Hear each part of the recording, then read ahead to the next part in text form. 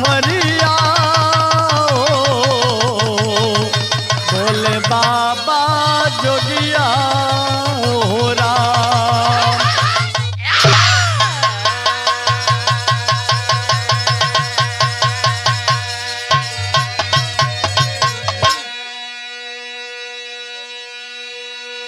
अच्छा भैया, UPL music के तहत यह बिरहा आप लोग के बीच में जा रही है।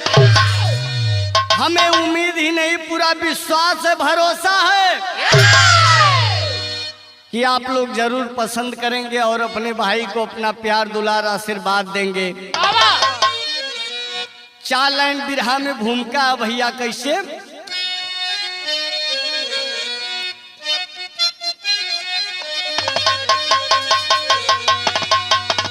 अरे अपना फूल खिलाने की चाह में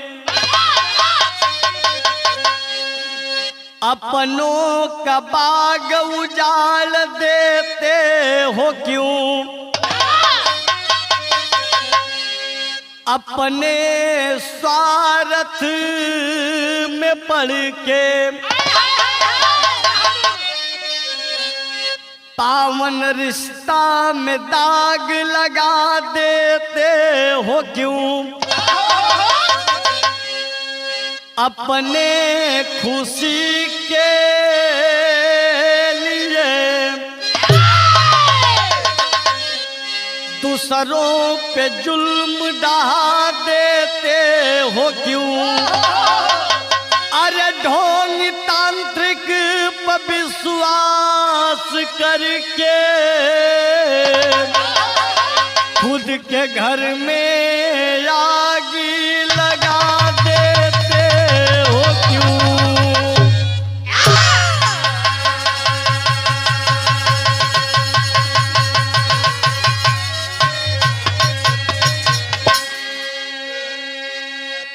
ए भैया, इस समाज में हम किसके ऊपर भरोसा करें, विश्वास करें।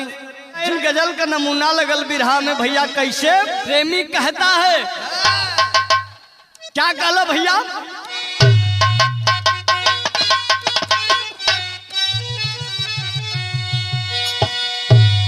ऐ खुदा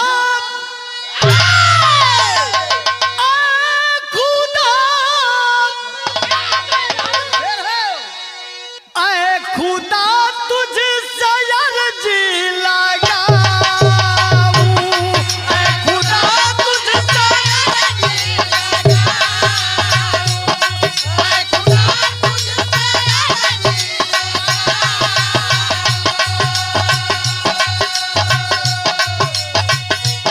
ऐ खुदा तुझसे अर्जी लगाऊं। मुझे मैं उसे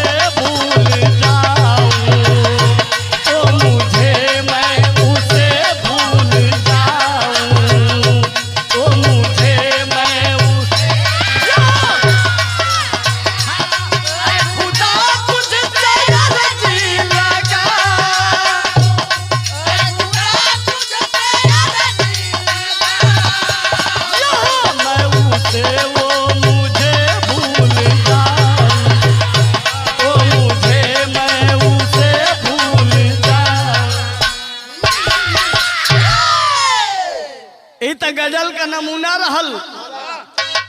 लेकिन तब बिरहा के अंदर हमरे उमेश कवि जी कितनी बढ़िया भाव लिखलन।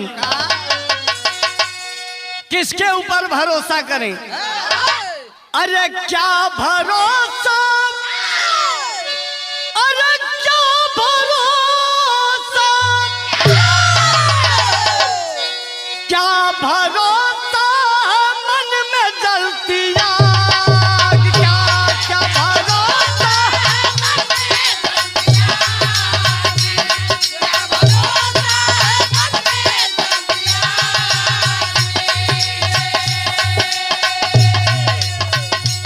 क्या भरोसा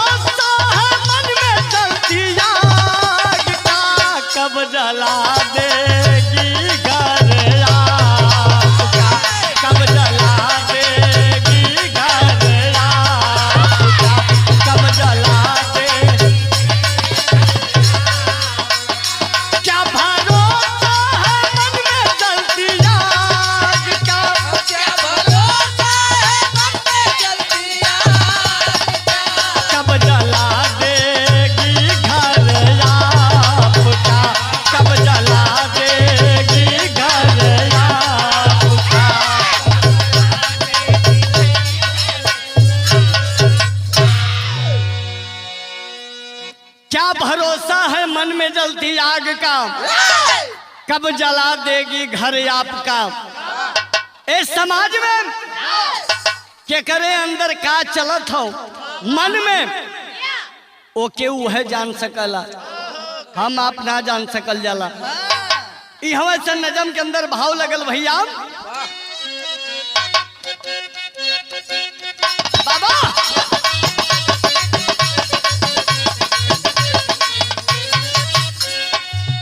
शिक्षा प्राप्त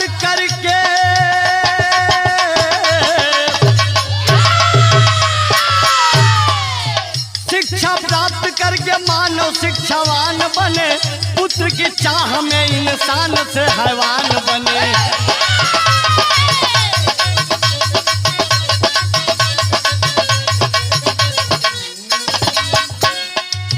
उत्तर प्रदेश जिला अमरोहा की कहानी है, उत्तर प्रदेश जिला अमरोहा की कहानी है। थाना यादम गांव मलकपुर की बदनामी है।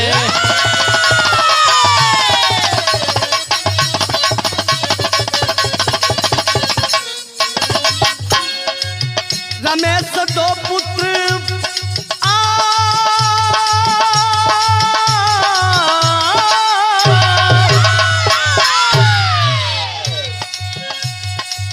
रमेश दो पुत्र साथ में लुगाई है, रमेश दो पुत्र साथ में लुगाई है।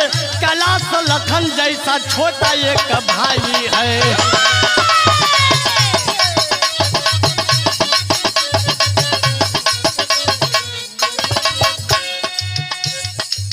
कैलाश की दुल्हन बन प्रेमवती जब आई है। कैलाश की दुल्हन बन प्रेमवती जब आई है, तो लाल खोने पर वो आंसू बहाई है।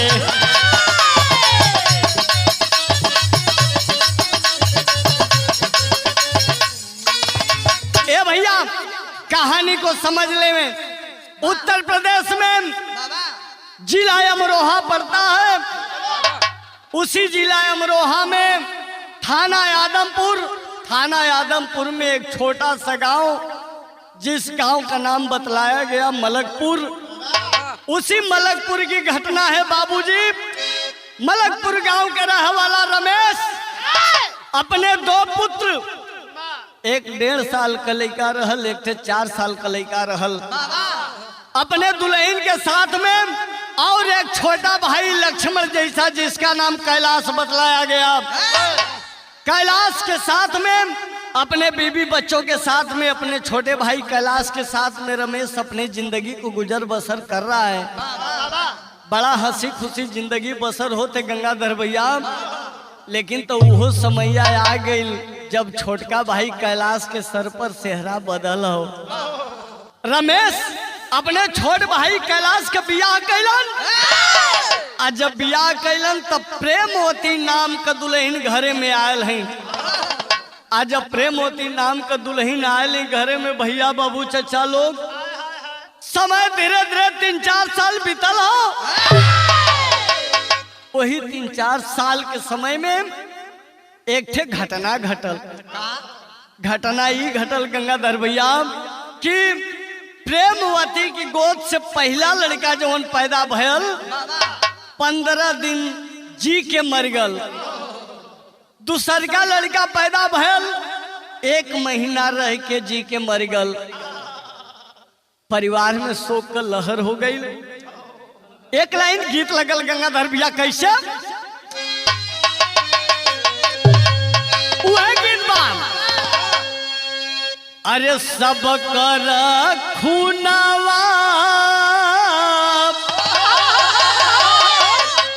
अरे सब कर खूनवा, अरे ये कई रे हूँ में,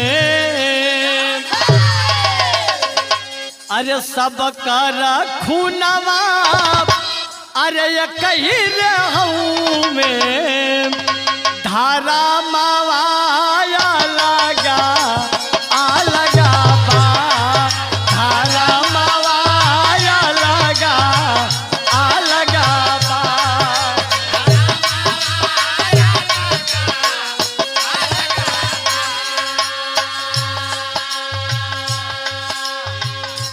त गीत रहल बाबूजी काहे छीन लियाला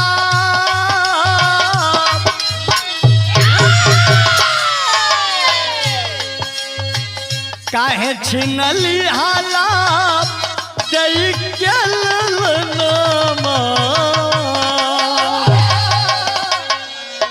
काहे छीन लियाला दई केल नामा अंगनवा सुना सुना बा अंगनवा सुना सुना बा अंगनवा सुना सुना बा काहे छीन लियाला दई केल नामा काहे छीन लियाला दई केल नामा यो बहादुर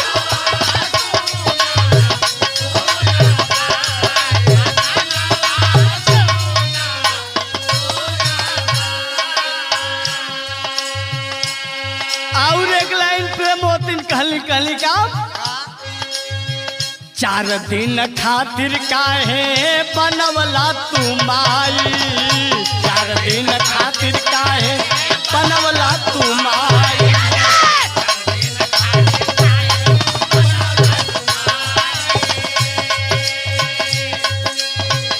एकरा से नीमन रहती बाझिन कहाई एकरा से नीमन रहती बाझिन कहाई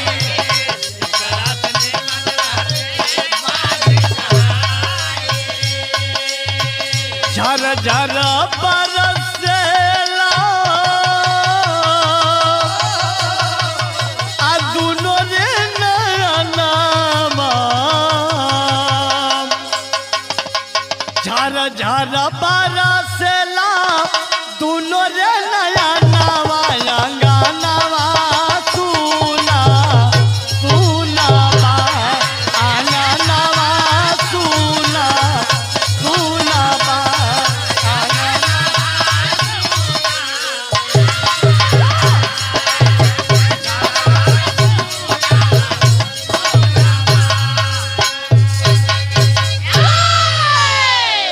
प्रेमवती घर के मंदिर के सामने वो परमपिता परमात्मा से उलाहना देते शिकायत करत हैं कि जब देवही के रहल तो काहे के छीन लेला ऐसे अच्छा हम बाझिन रहली वो हमके मंजूर रहल ए भैया कैलाश अपने तो नहीं प्रेमवती के समझावत हुन कल पागल भलो अरे उनके आगे केहू के ना चले वाला हो तोहके औलाद का गम अगर खलत हो ना तब भैया का 2 ठे लइकवा हुआ ना उन्होंने के अपन बेटवा मान ला न हो भैया मेरे रुए न वो अपने सैया कैलाश के प्रेमवती समझावत इन कैसे एक लाइन गीत लगल भैया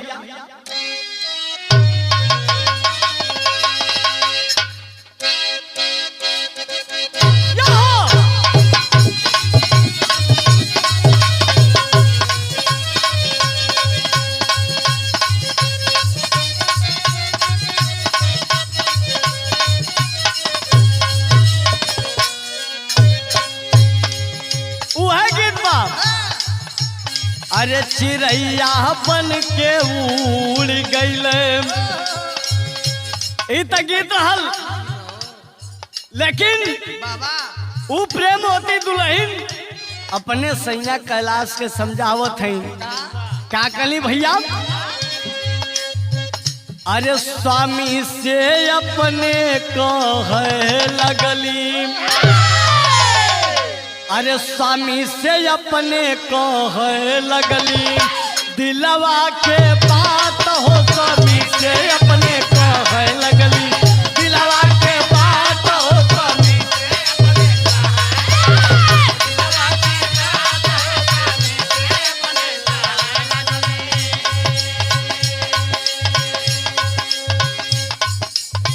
लगवा का बात सुनी भैली तैयार हो स्वामी से अपने कहे लगली दिलवा के बात हो स्वामी से अपने कहे लगली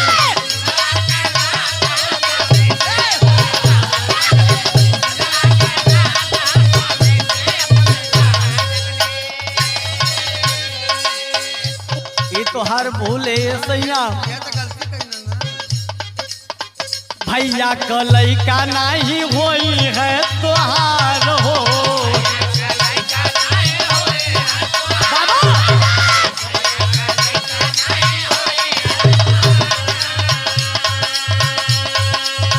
अपन जनमाला का पे होला अधिकार हो अपन जनमाला का पे होला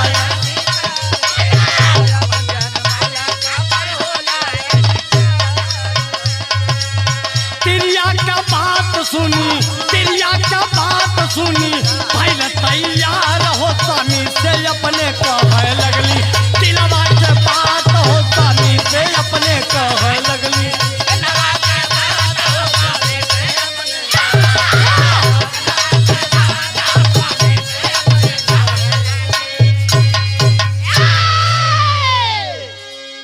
दुल्हन प्रेमवती अपने सैया के कहलन कि का कहला भैया के लइकन के अपन लइका हम मान ले कैसे मान ले अरे सैया अपने जन्मले पे अधिकार होला भैया का लइका कभो ना तोहार हुई हन रिवाजे आ गए भैया। चला जवन गांव का चाची बतौली है ना बाबा के देखाओ बत के हमारे संगवा चला एक बार दिखा ले बोल जा स्वामी तो काजनी हमनों का गोद हरियर हो जाए हमरो हो न हो औरत की बातों में आ गया कैलाश कवि जी कितनी बढ़िया भाव बिरहा के अंदर लिख ले हूँ भैया कैसे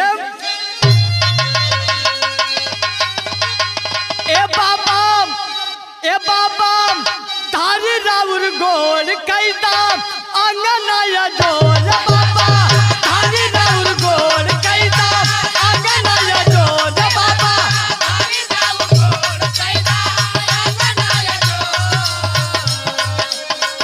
ए बाबा तारी राउर गोल कैदा अंगनाया जोर गोद के लाल जब हम रोज जाई मुँह मांगल दाम बाबा तोहे हो दियाई मुँह मांगल दाम बाबा तोहे हो दियाई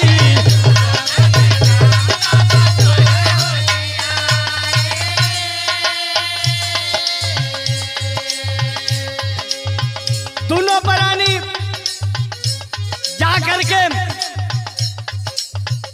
ओ बाबा के पैर पे गिर गईलन तब बाबा बताओ फोन का दुख तो हर बेटी सब कट जाई हो दुख तो हर बेटी सब कट जाई हो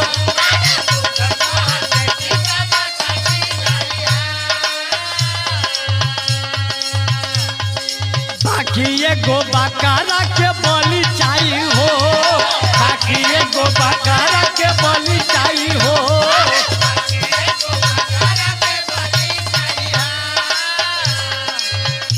रही नंग तो हतन खूना लगी अंग अंग रही नंग तो हतन खूना लगी अंग अंग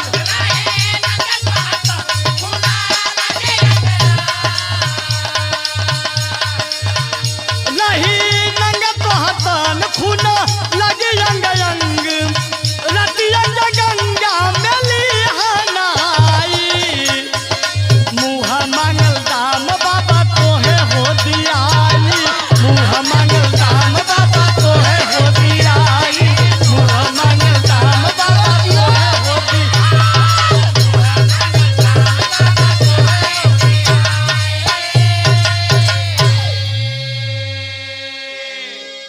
बाबा कहलन की बेटी तोहरे गोद में लइका खेली जिंदा भी रही लेकिन तो उससे पहले तोके एक ठे काम करे के हुई प्रेम होते कैलाश कलम का बाबा कलम बेटी तोके एक ठे बकरा लेवे के हुई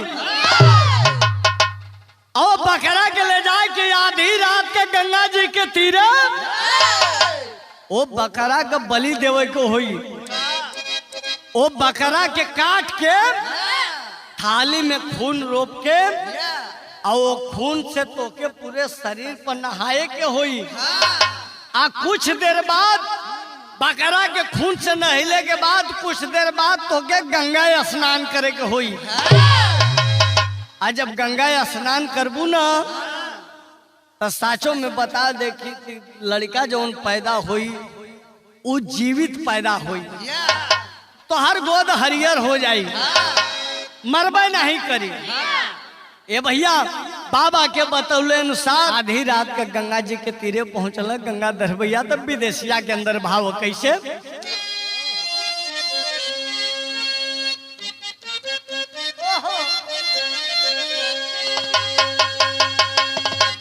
अरे एक दिन रतिया के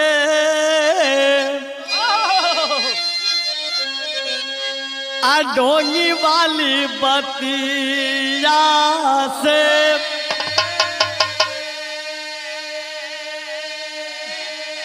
अरे बकरा के लेके अइले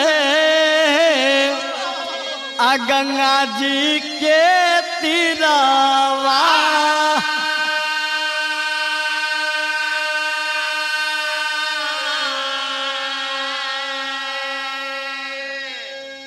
तनिको नहीं दया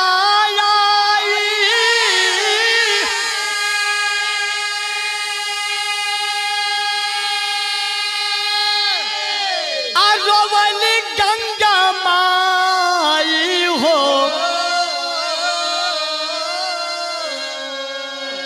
अब बकरा के खुनावा से करली नहनावा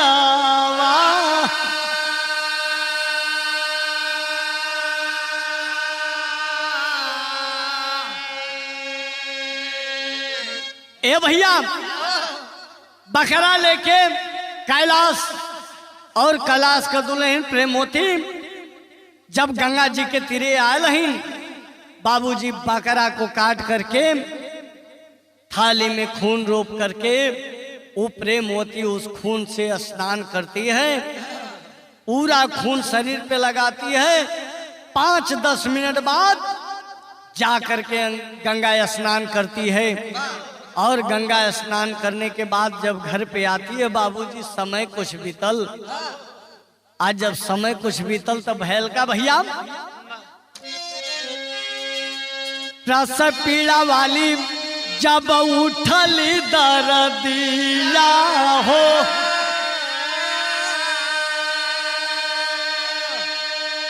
अरे फिर एक बार बैल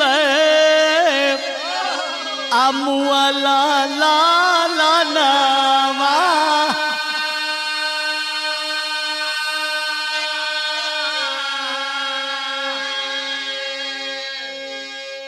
भैया हो बकरा का बलि दे करके जब कैलाश और कैलाश का दुल्हन प्रेमवती घर पे आते हैं, समय कुछ बीतल भैया बाबू चचा लोग, समय से पहले प्रेमवती के प्रसव पीड़ा उठल। कैलाश लेके भागल गिला हॉस्पिटल में। आज जब हॉस्पिटल में गए ये बिरहा सुनने वाले भैया बाबू चचा लोग, प्रसव पीड़ा के दौरान समय से पहले लड़का पैदा भयल आ लड़का पैदा भयल फर्क बस इतना रहल कि जवन पहले लड़का पैदा होत रहन कोनो 15 दिन रह के मर जात रहल जी के, कोनो महीना भर जी के मर जात रहल। लेकिन तैयदा पारी जन्मल लड़कवा मुअल पैदा भयल। एना पारी जब लड़का पैदा भयल मुअला पैदा भयल। आज जब मुअला पैदा भयल भैल का भैया टेरी के अंदर भाव है बाबा।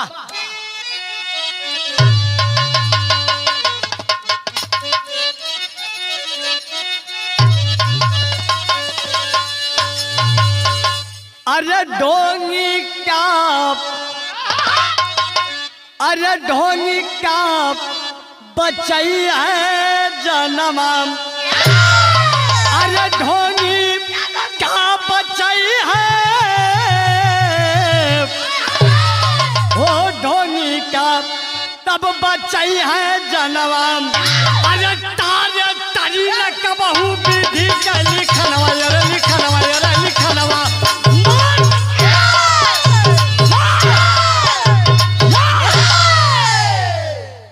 ढोंगी का बचई है जनवा, तारी तरी न कबहू विधि का लिखनवा। जब तक वो परम पिता परमात्मा का कृपा आशीर्वाद ना रही तई ढोंगी साधु बाबा लोग का करिहन, सब उनकर खेल हो। करण करावन हार। ए भैया समय कुछ बीतल हो, गाड़ी आगे बढ़ चलल हो, एक ठे घटना घट गई सुभाष भैया। एक लाइन गीत लगल कैसे,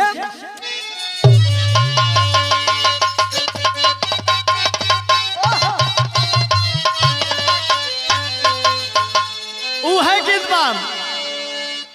अरे निमिया के पेड़ा जानी काटी आए बाबा, निबिया चिड़ैयन के बसे रहो। ई त गीत हल बिरहा में कवि जी कितनी बढ़िया भाव लिखले हुए। और रमेश के परिवार में घटना का घटले हो,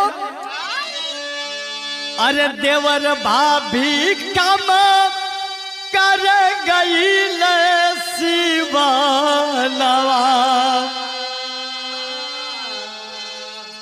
रमेश चली गई बाजार हो।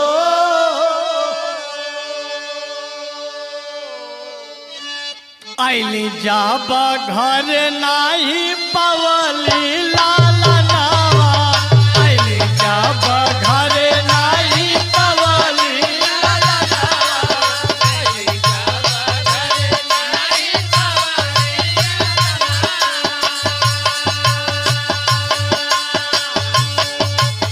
झर झर बरसे ला दुनो रे नया नावा, झर झर बरसे ला दुनो रे नया नावा।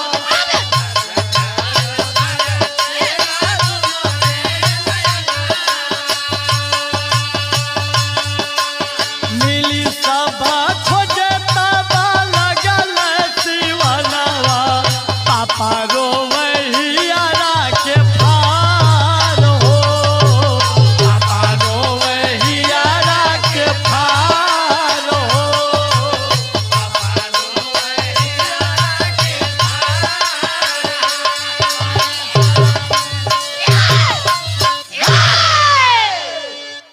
बिरहा सुनने वाले भैया बाबू चचा लोग, रमेश के परिवार में यह घटना घट गई। रमेश बाजार गल हलन, कैलाश अपने भाभी के लेके खेते में चल गए। आज जब कैलाश और रमेश के दुल्हन घरे अइला लोग, सब लोग लौकत बा, बड़का बेटवा लौकत बा, कैलाश के दुल्हन प्रेमवती लौकत है, लेकिन तो रमेश का छोटका बेटवा जो 1.5 साल का रहले बाबू ना लौकत हो। माई प्रेमवती से पूछली कि अरे बहनी, अरे हमार बबुआ यश ना लौकत रे, हमार बबुआ यश ना लौकत, कहाँ गयल हो। प्रेमवती कहते कि ये बहन देखा ना कहीं इधर उधर केहू के अड़ोस पड़ोस में होई खेलत होई। रमेश प्रधान के बात मान के, गांव के बात मान के, रमेश और रमेश के दुल्हन जा करके दरोगा के पैर पर गिर गईलन, आ गिर के कहलन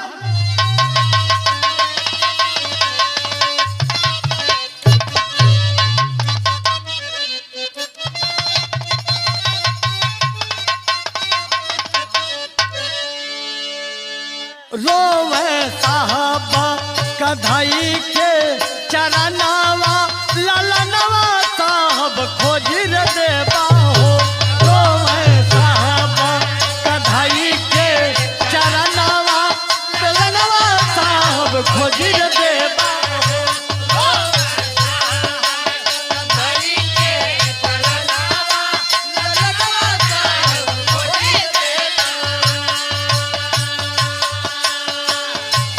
जितना चाहिए लेला हमारा से धनावा, लला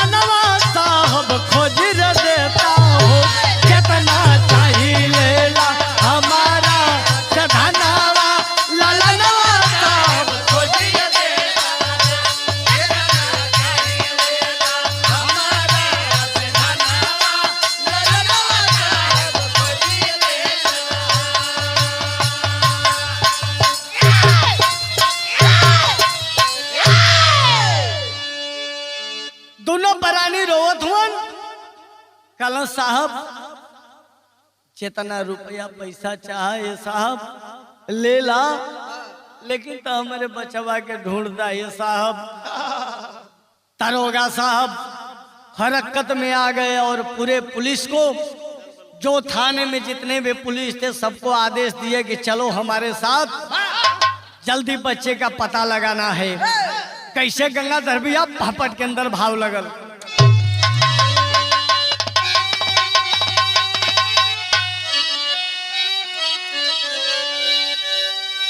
अरे दल बल से चले थाना प्रभारी प्रशासनहारी नाम। अरे दल बल से चले थाना प्रभारी प्रशासनहारी नाम। अरे रमेश संग में चले है अधिकारी प्रशासनहारी नाम। रमेश संग में चले है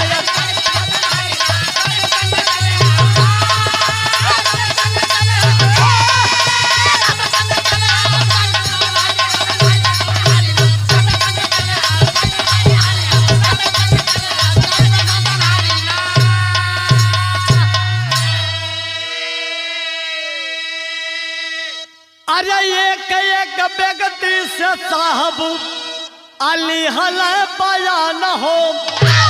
अरे धरती खा गई की खा गई लया समान हो।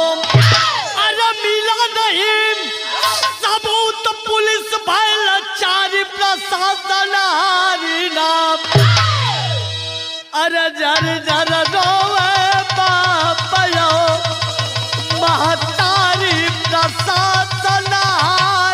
नाम। ए भैया दरोगा साहब अपने पूरे पुलिस फोर्स को लेकर के चले हैं। वो पूरे मलकपुर के गांव में एक एक व्यक्ति से सवाल किए, प्रश्न किए कि वो बच्चा तुम्हें कहाँ दिखाई दिया, कितने टाइम को दिखाई दिया, कहाँ मिला था तुमसे। पुलिस यह छानबीन करत रह गई, लेकिन तब पुलिस लाचार हो गई। कुछ खोज खबर नहीं मिलल। वो बचवा इसका बाप मतारी के पहाड़ पर दुख का पहाड़ टूट गल, करेजा पर झरझर रोवत हुन। कहल कि ये साहब धीरे धीरे 2 दिन का समय निकल गल, आखिर हमार बचवा कब मिलिए साहब। लेकिन तो गंगाधर भैया कहल गल है न कि 3 चीज ना छुपले। आल्हा के अंदर भाव कैसे।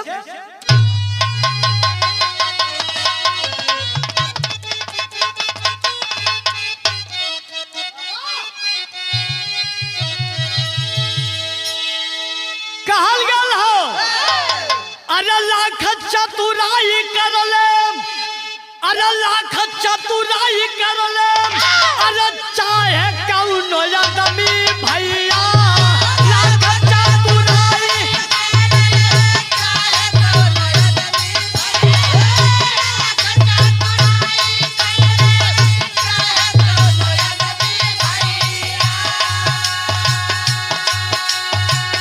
छिपवला से छिपे नहीं चोरी हत्या पाप।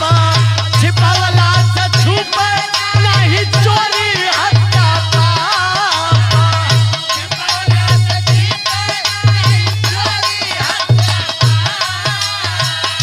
एक दिन भोरवे में घटल बा घटनवा भैया।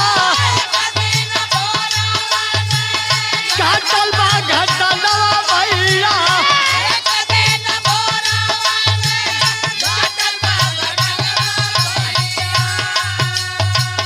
आवत रहे कुत्ता हाथ मुँहे में दबाया।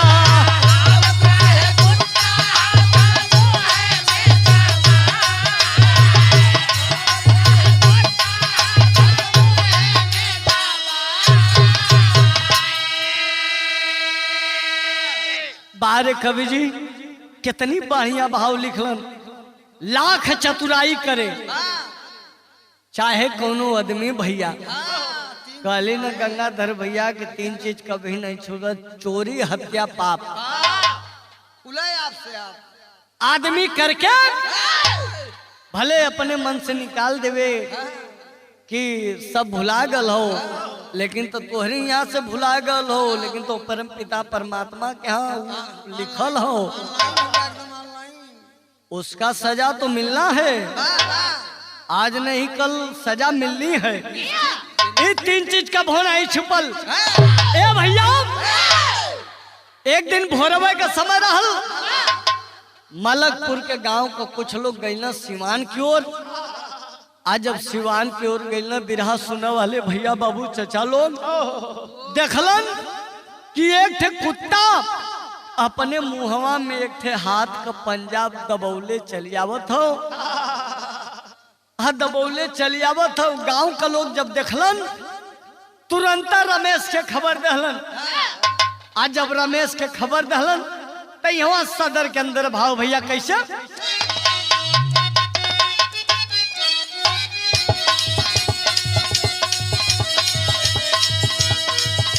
जब तक गौआ के लोग देख गईल,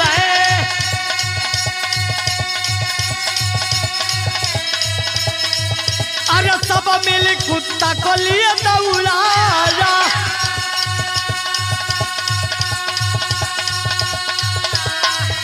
अरे पाई के खबर तब रमेश आई गईल,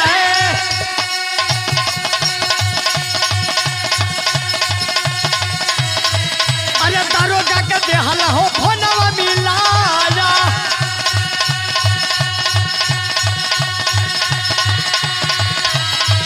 अरे फूफा के मनवा में शंका समैली,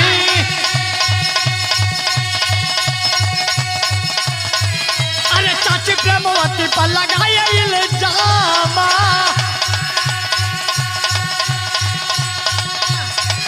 अरे लेडीज पुलिस चाची के पकड़ लली भैया।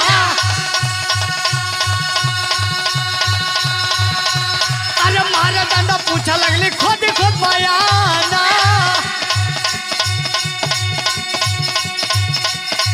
अरे प्रेमवती बोली एक दिन हंस के चोरवली,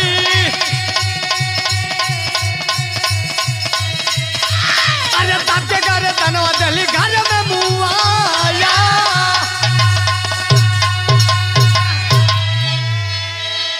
घर क्या चोरी एक बार नसीब से मिलली, अरे भेदवा के पतिया होली हाली छिपाई। बोला भेदवा के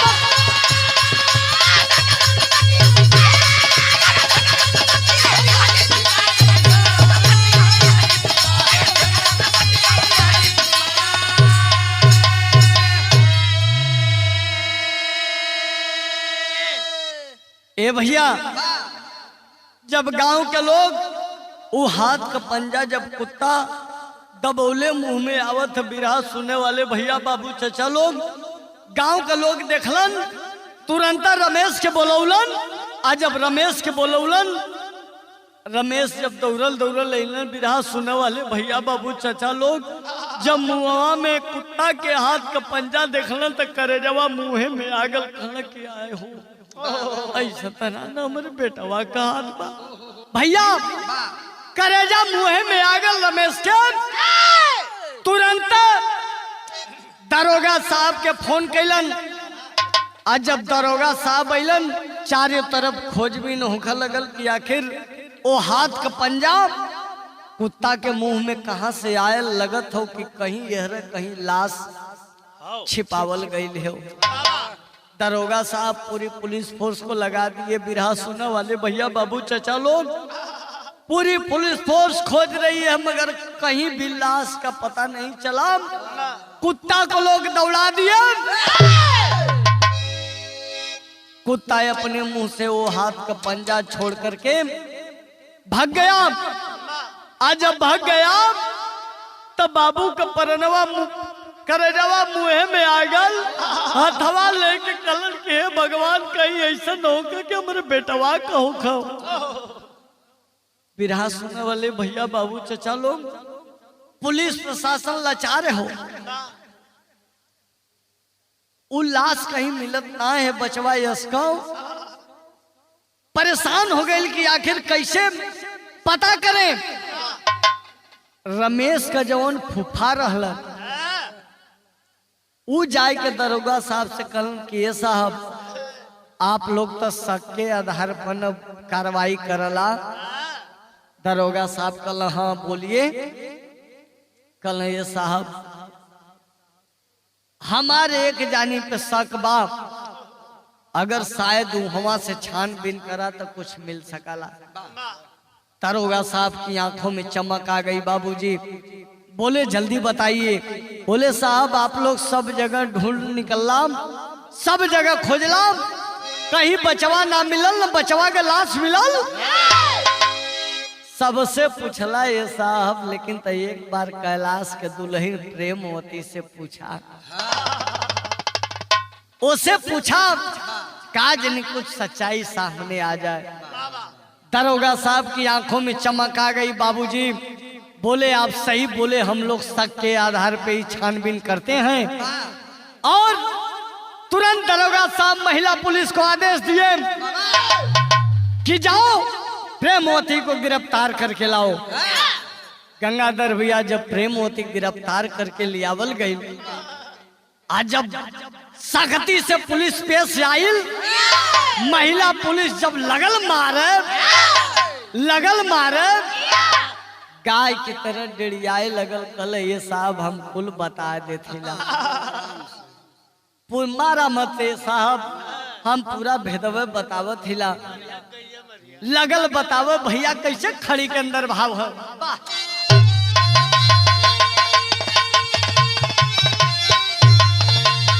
अरे मुआ के नसीम अली के फोनवा लगवली साहेब, तया धीरतिया के हम ही बोलवली साहेब, धीरतिया के हम ही बोलवली साहेब।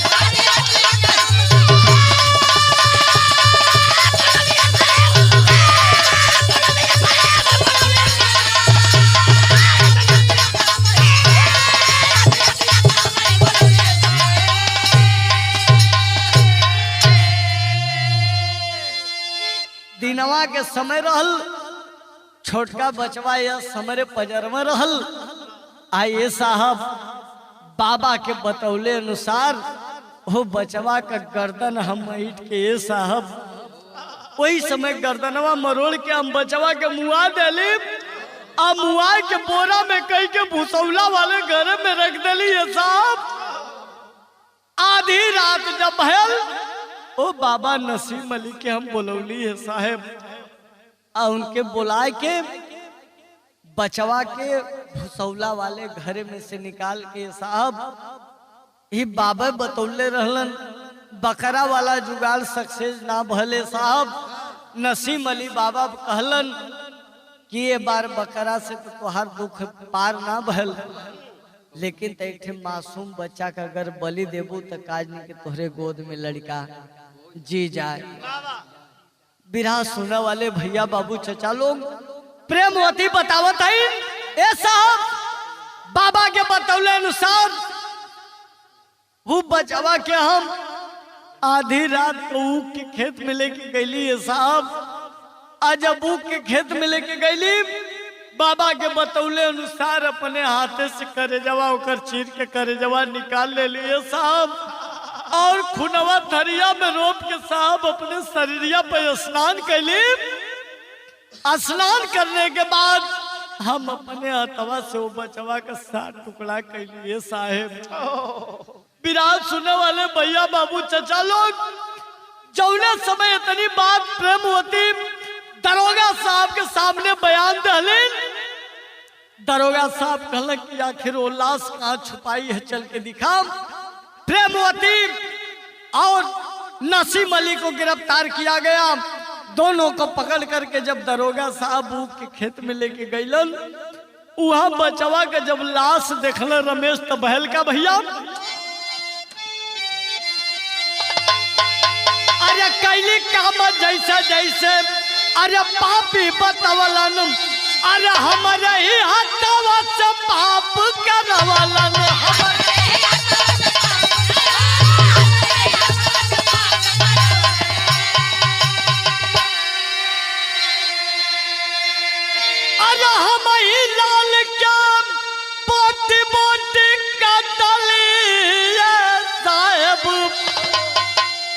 आदि रतिया का मई बोलवली साहेब। ये साहेब अपने हाथे से वो बचवा के बोटी बोटी काट के वही ऊख के खेत में फेंकले ही। ये साहेब दरोगा साहब रमेश को लेकर के पूरे गांव के लोग चल दिए। बाबूजी जब ऊख के खेत में विराज सुनने वाले भैया बाबू चचा लोग, रमेश जब देखलन औलाद के गम तो फौलाद के पानी बना दिला। ये बाबू रमेश जब अपने बचवा के देखलन छत बिछत लाश पड़ल बाप, गर्दनवा जौन चेहरवा रहल यस के ये बाबूजी एकदम साफ चमकत हो। अब मुआवा पर बचवा के चूटी चूटा रेंगत बाड़न, सब पूरा फैलल बाड़न। रमेश के दुल्हन दौड़ के बचवा के गर्दन छाती से लगा लन, कले ये लाल ये कौने गुनाह का अमन के सजा तो के मिलल है बेटा, अमन कौन गलती कैली जा भैल का भैया।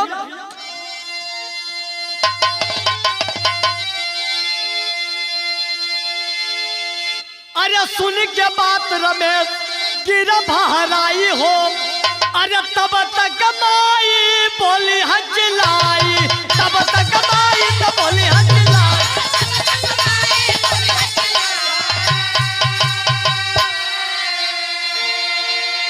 अरे पावन रिश्ता में तगिया लगवली है साहेब, तया धीरतिया का मई बोलवली है साहेब।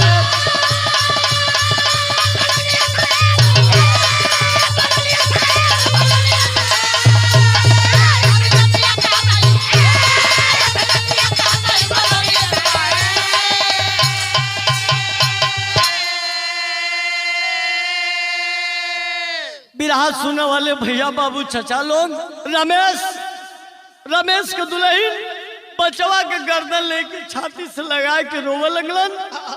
रमेश बेहोश हो गईलन, उनकर दुल्हन बेहोश हो गई। दरोगा साहब की आंखें नम हो गई। बिरहा सुनने वाले भैया बाबू चचा लोग, दरोगा साहब बैठ गए और सोच गए। अपने सिपाहियों से बोले कि क्या इस जमाने में ऐसे भी लोग हैं जो कि एक मासूम बच्चे को भी नहीं बकस रहे हैं। दरोगा साहब की आंखें नम हो गई। बाबूजी तुरंत आदेश दिया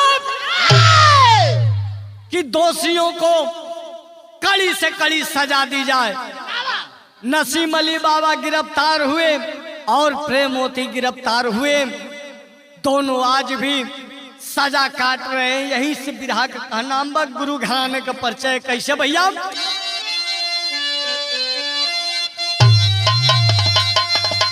गुरु बिहारी गुरु रमन जी हुए स्वर के वासी,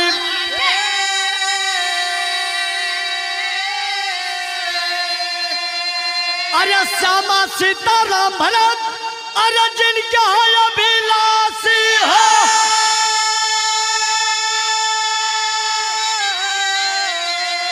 अरे ढोंगी का बचई है जनवाम, तया भय उमेश लाल का जाहिर बात तरनवा हो।